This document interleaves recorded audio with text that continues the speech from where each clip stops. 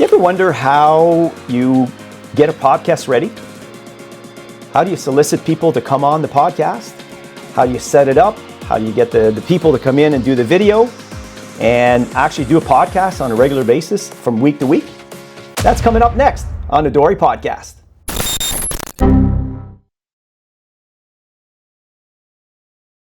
Welcome to another episode of the DORE Podcast. My name is Dan Doré, and today's guest is... Wait, hang on. Rachelle, who's the guest today? Well, I guess we're going to do things a little differently today, Dan. I'm going to get you to stand up and switch seats with me. Oh boy, okay. It's one of those, I guess. I'm going to take over your chair, your microphone, and your show, well, at least temporarily. Rock and roll. We've had so many incredible guests on the DORE Podcast. We've never turned the spotlight around on you. So I think today I'm going to be in charge, and I've got some questions that I think everybody would like to hear from you about. All right, now that the roles are reversed, let's kick things off. Okay, you're making me nervous now. Cue the music.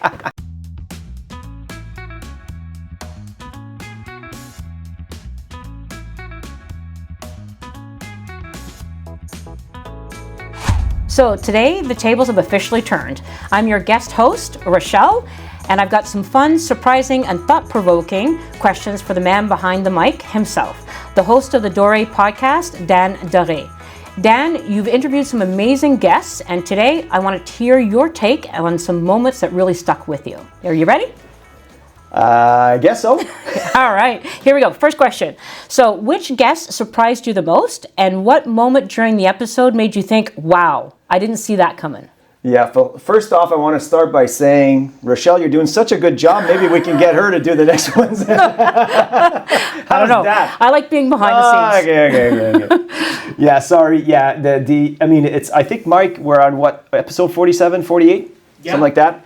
And it's been a lot of fun. The journey's been a lot of fun, meeting different people, having discussions, opportunity to have discussions with people that perhaps I would not have had the opportunity to have discussions with. So, if there's anything I've learned from doing this is I have to stick to the clock because, Mike, I tend to overshoot these. But the first one that comes to mind is a couple. I think they were the first interviewees to come in as a couple, Kathleen and Laia from Dr. Appliance. And they came in, and sweet couple, husband and wife team. And they're talking about their business with respect to appliance repairs in Ottawa. And Laia is the one that was actually hands-on technician, and Kathleen was actually doing a lot of the marketing, the promotions, and so on. And nonchalantly, something to the effect that she was, also serving, the Maritimes and I forget exactly where it was. And I'm like, what? So you're an Ottawa-based service company, and you're servicing the Maritimes? How does that work? Yeah. And anyways, to find out that they had found, a need in that area, and they'd sourced local contractors to actually do the work, but they would run everything out of Ottawa. And funny enough is it's something that always she made it seem so simple. And us that manage properties and always trying to make sure you get boots on the ground, and perhaps being restricted to the area, thinking that we need to be able to drive everywhere. They just kind of expanded that, in a very nonchalant way, which just kind of surprised me. And after the podcast, it just triggered, a lot more conversations. I think that would be the one I didn't see coming, because when we're having that discussion, Kathleen and Laia with Dr. Appliance was probably one that was kind of said, that's kind of interesting. So, that sounds like it's an amazing podcast, and I hope people take an opportunity to take a look at it. Yeah, because we have them all on the DOREpodcast.com. They're all there, but that would be a fun one to hear for sure. So. Amazing. So, out of all of your episodes, which guest shared a piece of advice that you still think about today, and why it hit so hard? Yeah, so this one is, there's been some good ones, but this one here was kind of a bit of a standout. This gentleman by the name of Jared Hamilton with Mountain Turf was recommended by another podcast guest, Mark Morin, from Siva Commercial. And Jared shared a story where I forget exactly, but this is a family business, several generations in, and he talks about, because obviously he's working really hard and they grow grass and they've got other initiatives on the go, but then he finds out that his mom is ill, and he's so caught up in having to run his business that he can't leave to go see her, or else everything stops. And you can feel the nudge, and Jared and I had the opportunity to chat afterwards, but you could feel the nudge, but the storyline there, which really struck out to me, was the fact that event for him really triggered him to be able to start a standard operating procedure to run his machinery. And I think he alludes to the fact that he's got this piece of machinery that only he knew how to run, and if he wasn't there, it wouldn't run. And decided to essentially film himself starting the machine, operating the machine, and use that as an operations manual to show other employees how to do that. And the fact that it gave him some restriction to be able to go see his mom really struck a chord. And I know, I've had comments offline with other people who watched that really felt that nudge. So, and how the importance when we run businesses, we're always trying to get more efficient and just by nature of trying to get better. But for him, it became, it not having that, prevented him from doing something that was very important to him. If I'd been in his shoes, I could feel for that, and I think anybody that would have had that challenge can appreciate the importance of having standard operating procedures for business to continue even though you're not there. And Jared really highlighted that. So yeah, sounds like it was a really important lesson to learn, and a lot of entrepreneurs need to know that as they're growing their business, because whether it's themselves as an individual or a key player in their business, the same thing could happen. Yeah. So it sounds like a very important lesson to learn. It almost seems like you're talking to me, Rachelle. Maybe a little bit. Maybe a little. Okay. There's a bit of a lesson in there for me too. But no, I mean, listen, and I mean, it's sometimes it takes certain things like that to make you nudge, to nudge you. But Jared's story really stood out. So, yeah. Amazing. Yeah. So, which episode taught you something about business or leadership that actually changed the way you operate DORE Property Management?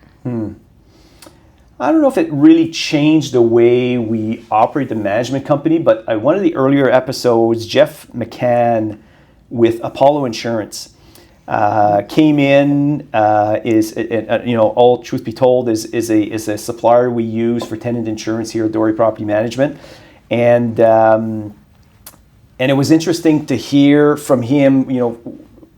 A business like insurance or even property management, in many cases, they're for a lot of people, they're considered boring businesses.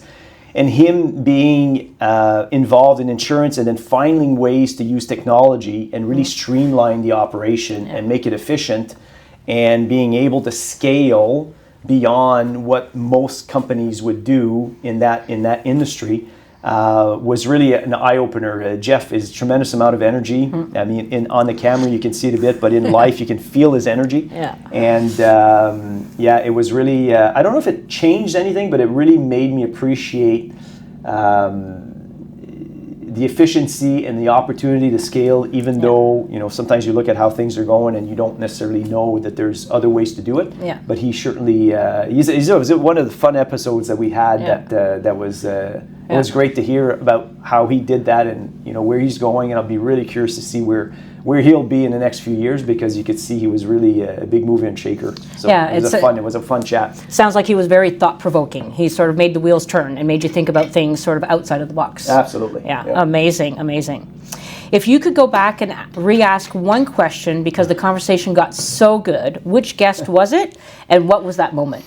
Yeah, I have to say, for those that may have listened to the earlier podcasts, if there's anything, I like to get in these conversations and then I kind of lose track of time. a little bit. And Mike actually bought us a timer to make sure that I wouldn't overshoot. Yeah. And I think that happened after the episode with Mark Moore and with Siva Commercial. Mark is a great guy, a extremely knowledgeable, talented, hardworking commercial realtor with tremendous amount of experience and a good ethic. And I'd met Mark last year, and we've always been having ongoing conversations. So with the conversation with him, I think we hit a point where we started talking about books we read, whichever, and it could have gotten much further. Mark and I would easily do a second episode and have a couple of hours recorded and not even lose a beat. Yeah. So I don't know that there's a question there, but there seems to feel like there was a series of things that we could have continued asking that was just well beyond the time that was allocated for the podcast. But no, Mark's a fun guy to chat with, and I look forward to always connecting with him. So amazing. Yeah. So, which guest had a story that genuinely inspired you? One you think people should hear? There's been quite a few of them. One of the things that I find interesting is as you interview entrepreneurs and you ask them how they got started, in many cases there's a very, very similar path where they see a need, they try, they push, they grow, they go back, they learn, one of the another commercial realtor, a very respected one in the industry is Graham Webster, and he heads the division. It heads Avis and Young here in Ottawa, and we had him on the podcast not too long ago, and I asked him how he got into commercial real estate. Because these are not easy businesses to get into. It's not that the barrier of entry is necessarily hard, but it's very difficult because you're only compensated when you get results, and these transactions are few and far between for many parts. So it's a lot of relationship building over the years. But what I found interesting with Graham is how humble he was through his story, and I'm pretty sure, when I went to the podcast, he kept, basically assessing that a lot of what happened to him, the good things that happened to him, were based on luck.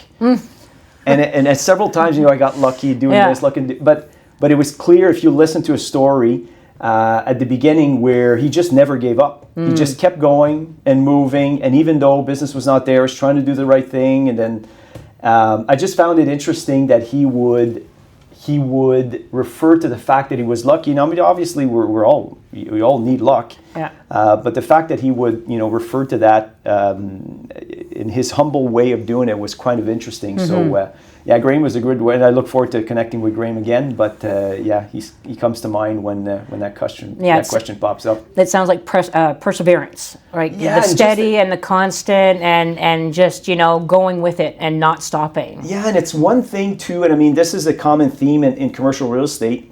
Because obviously I'm licensed, with Leonard Commercial now as well, and I share a lot of time with the people who've been involved in this business for a long time, and these are not easy businesses to get involved in, and the perseverance and just going in and trying to do the right thing, and I just found it interesting, and the fact that he would always refer to it that he's lucky, I thought was just interesting. Yeah. Oh, there we go. Yeah. So some guests bring a strong personality. Which one challenged you the most in a good way?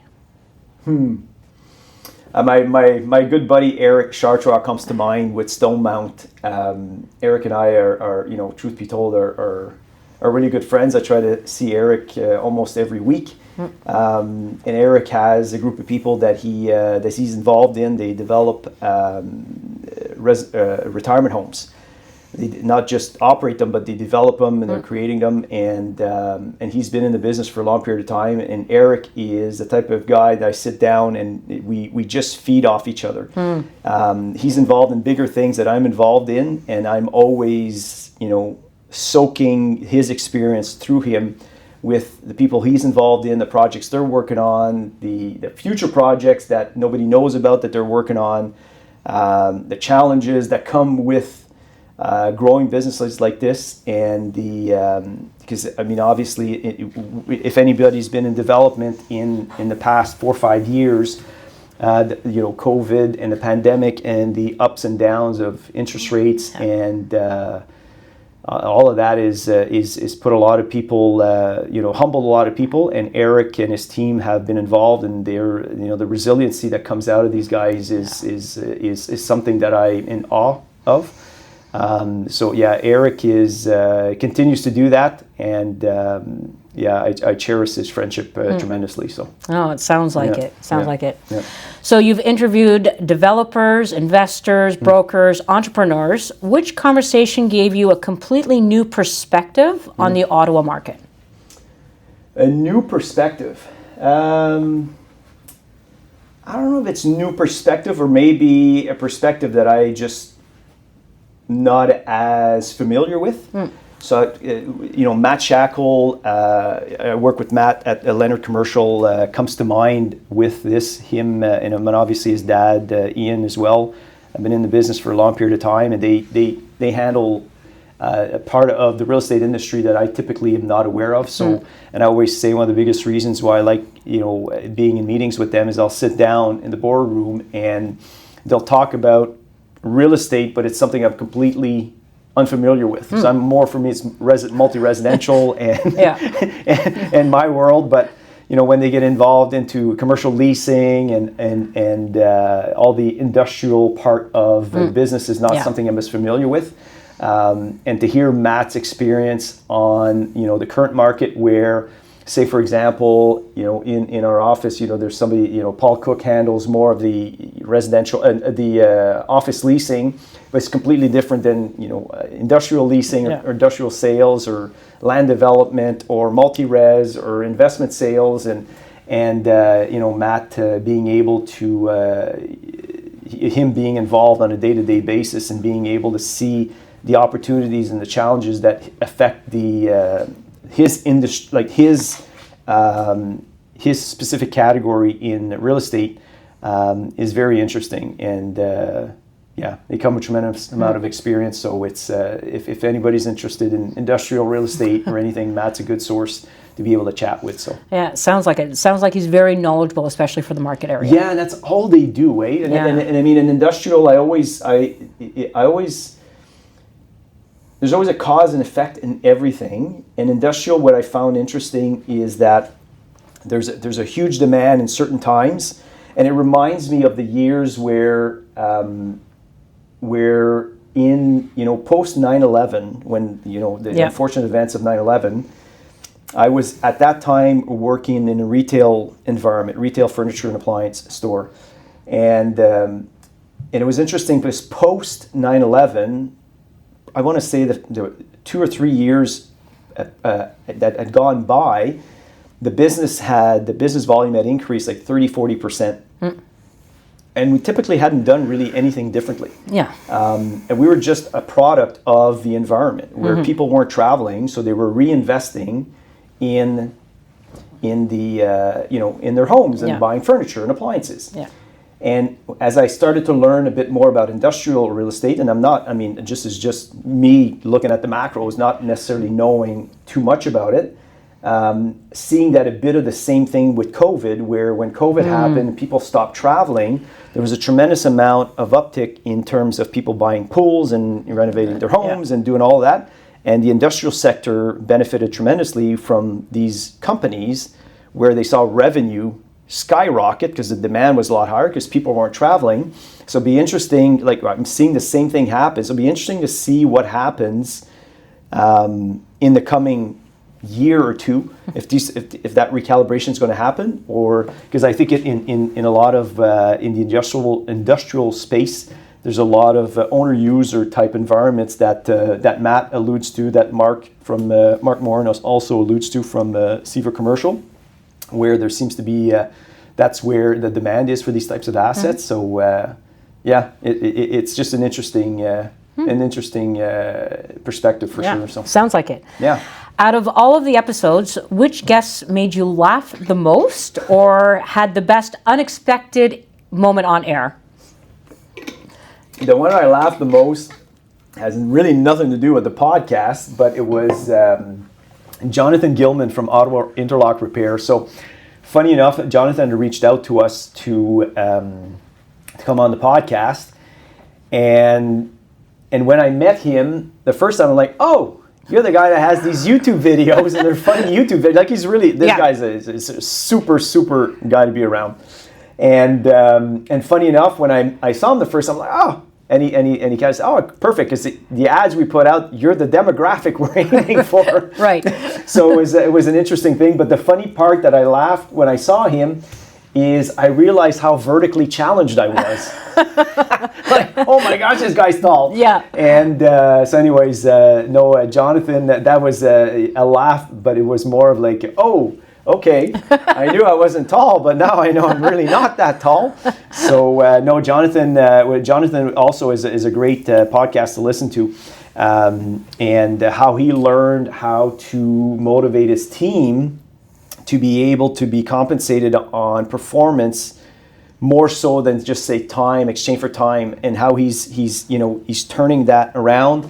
And interestingly enough, after he left the podcast, I had some interlock work that was required. So I said, I'll put it through the test and see what that's, and this process was quite seamless. And how the onboarding took place, how the communication, the quotation, actual work, pictures, updates, it was quite interesting. So Jonathan was it started off with a laugh, but I think he's a good one to listen to and to hire if anybody needs interlock repairs. All right, sounds good. So if someone were listening to the DORE podcast for the first time, which guest or episode would you tell them to start with, and what makes it special? I guess it depends on your interest, because we've covered different parts. Because obviously the focus here is to talk to people who serve the Ottawa area, are either founders or they're business operators, and primarily service the real estate market. So that's really the avatar client we're trying to get on. I guess the one guest that comes to mind in terms of I don't know if it's the first one to start with. I guess it depends on your interest, but the timeliness of it, and Chris Doré with, and no relations, with Scarlett Nova, runs a fractional AI services, artificial intelligence services. And because of the timeliness of artificial intelligence in today's world for small businesses, in the podcast, he alludes to the fact that in AI, for businesses, for the big businesses, say 10%, the top 10% of the businesses have resources to actually hire their own AI people to take advantage of the structure of the structure. And then there's the bottom 10%. I think I forget exactly what that percentage is. He says that they don't even see AI, and then you've got the rest in the middle, that have businesses that should take advantage of AI, but they may not, or whichever, or have limited resources. It's a really good listen. And I'd heard Chris talk at an SEO Plus event that Derek Cosgrove had actually invited us to. Met him there, came on the podcast, and I think, anybody that's in business or paying attention would, what's the word on the street essentially is that if you don't take advantage somewhat of AI technology in the very near future in business, there's a very high likelihood you'll be passed over. And at first it sounds a bit scary, because you're like, you don't want to replace people, and I cherish the people that work here, and I'm not trying to eliminate them. That's not the case. If anything, I'd rather not do that. But then you realize that it's not necessarily about eliminating people. It's more about empowering these people to be able to use the technologies to make themselves a lot more effective at their work. They could be a lot more productive. And I'd heard a quote somewhere where they said that AI, it will definitely replace certain people, unfortunately. But the people who would benefit the most are the people who actually will learn the technology and that'll be portable for them. And then all of a sudden, that'll be a huge hiring criteria if you have the ability to use AI as an employee or contractor, whichever, to make your output that much more effective. So I think that one's a really timely one. It makes it special because of the time, the times that we're in, and I mean, truth be told, that we have Chris actually going on a full review for us to see how we can take advantage of it. Oh, absolutely. So it'll be interesting to see where that goes. But And we see it everywhere today, right? In the market, you see it on almost all of our social media outlets, whether it be Facebook, Instagram, even TikTok. You see AI generated videos now. Voiceovers are constantly being done. So the technology is definitely there and available now. And I think it's much more available to what I would say the average business or average person now. And it's all about learning about the technology. And I think if anybody can, make or take advantage of that, it's going to streamline and it'll make them more successful and the companies more successful in the future. I think so, yeah. It'd be interesting to see because I'm assuming there's a pivot point as well when you talk about videos. I saw a video the other day where somebody was doing a podcast, and the entire podcast, he was showing off the technology, but it was like him interviewing him. Yes, I've seen a couple of those. And it was like, that's cool, but will people really listen to that? Like, I don't know if it'll lose some. Yeah. I think so. I don't know where to go. I mean, I don't pretend to know. But then you're like, I don't know. Like, it's like, would you go? You go see an Ottawa Senators game live, and the fun of going is you don't know what's going to happen. Yes. And there are people and real struggles and people. But if we went to see two AI bots playing hockey, who cares? Yeah. I don't know. That's just me. But I mean, so I'd be curious to see. There is, in my estimation, there is something to going overboard with that, where you kind of lose the.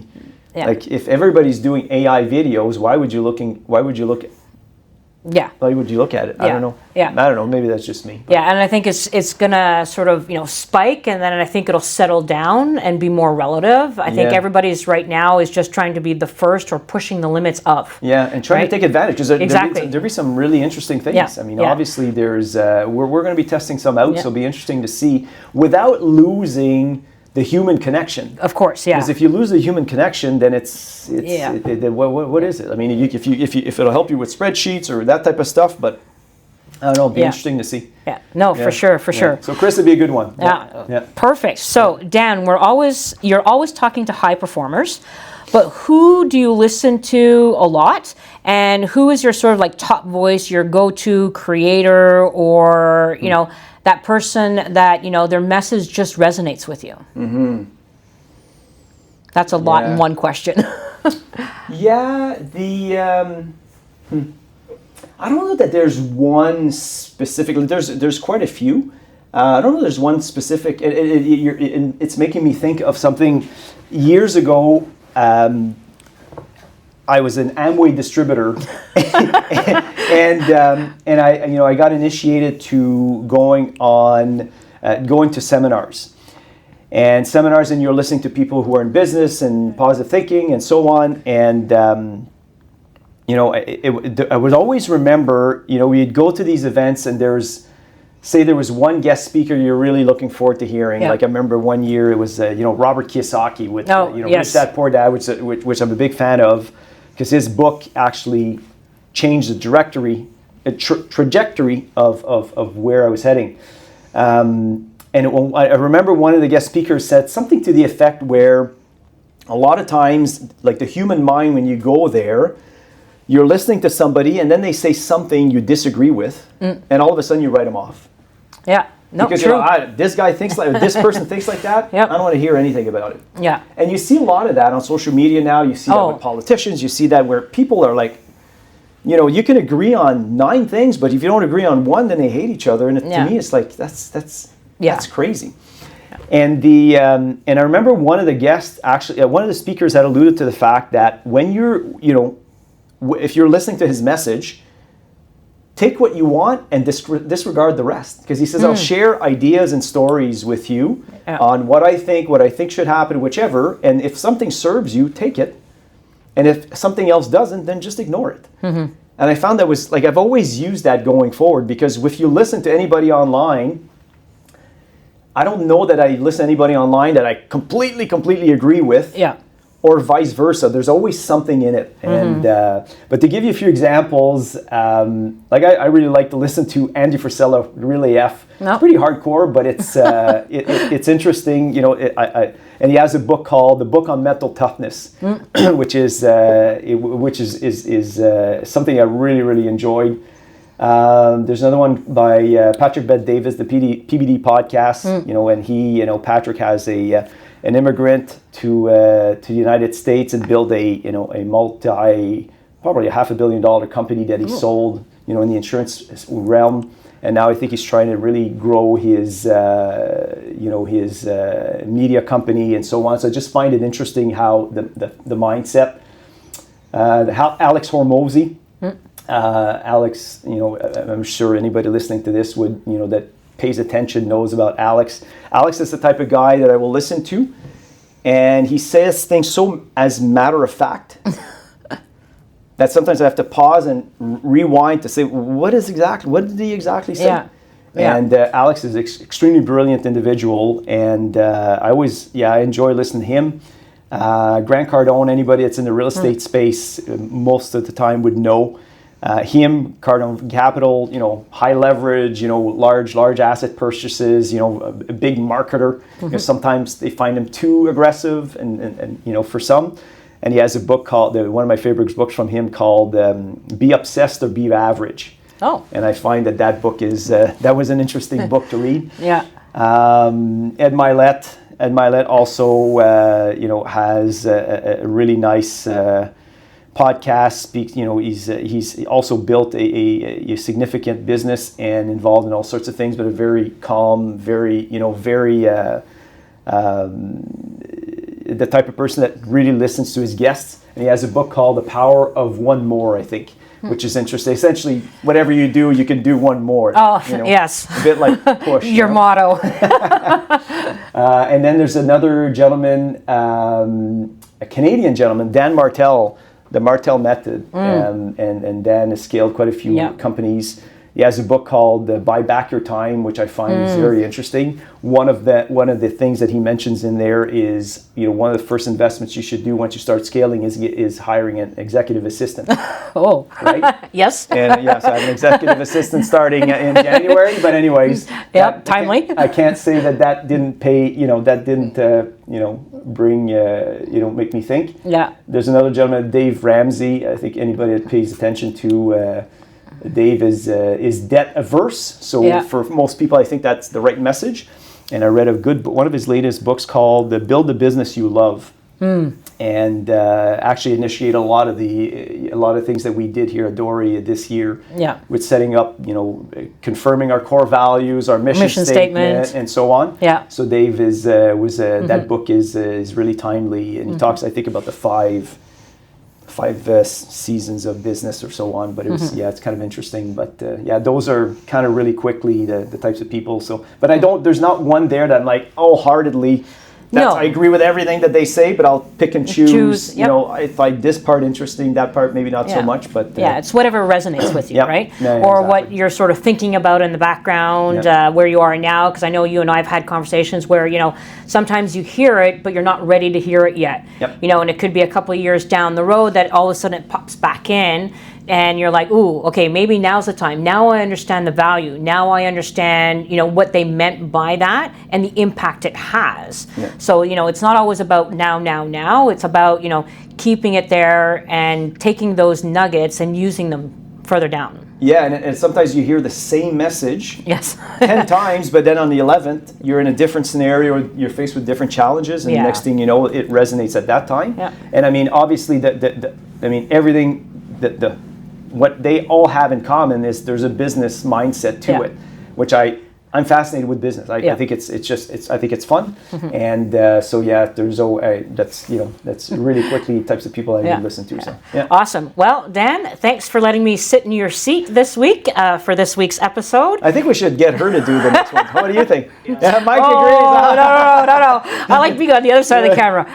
But yeah, thank you for taking the time, and I'm sure everyone, is going to be taking a look at this, and then, but also referring back to some of our other podcasts so they can learn more about, some of the amazing guests that we had here. So thanks for your seat for the day, but you're welcome to have it back. Yeah, no, that's fair. And I mean, and anybody listening to this, we're always looking for interesting guests. I mean, this podcast is meant to be a casual conversation. We're aiming for people who, are in Ottawa, are either founders, they started their own companies, they're entrepreneurs of some sort, and that they serve the real estate market in one way, shape, or other. It would be great. If you fit that queue, or you hear of anybody that thinks would be a good fit, have them reach out to us, because we're always looking for interesting guests. And I mean, the motto for this podcast is we're looking to grow everybody's pie. Yep. Meaning that we get exposure, we're not behind it, but it's also great to show off what other people are doing and showcasing how they can help. And I think we have 6 guests in the queue that are coming along, but we look forward to having more, because we're aiming to release one of these every week. So amazing. Well, thanks again. Have a great day, everyone. Perfect. Thank you.